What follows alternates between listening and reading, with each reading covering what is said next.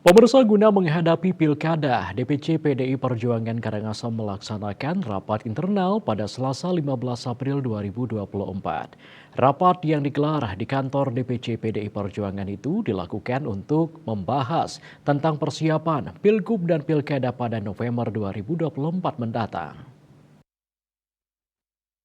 Ketua DPC PDI Perjuangan Igede Dana mengungkapkan dalam rapat tersebut menghadirkan semua PAC untuk menjaring nama gubernur dan wakil gubernur serta bupati dan wakil bupati Karangasem pada Pilkada 27 November 2024 mendatang.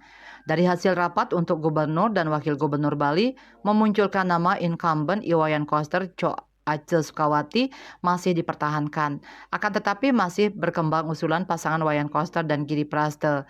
Untuk selanjutnya, kata Gede Dane, pihaknya menyerahkan sepenuhnya ke DPP melalui DPD PDI Perjuangan.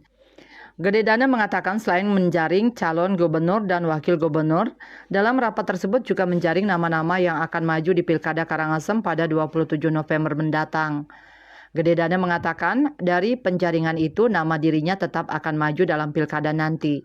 Menurut Gede Dane, sejauh ini pihaknya telah berkomunikasi dengan partai lain seperti Gerindra, Golkar, Nasdem, Demokrat termasuk Hanura dan Perindo untuk bekerja sama membangun Karangasem ke depannya.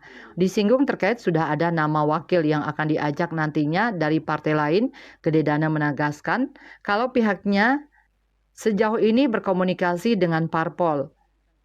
Terkait nama-nama yang diusulkan, nantinya pihaknya menyerahkan sepenuhnya ke partai yang bersangkutan, sebab dia tidak ada kewenangan untuk mencampuri dalam memutuskan siapa yang diusulkan nantinya. Eka Parananda, Bali Post melaporkan.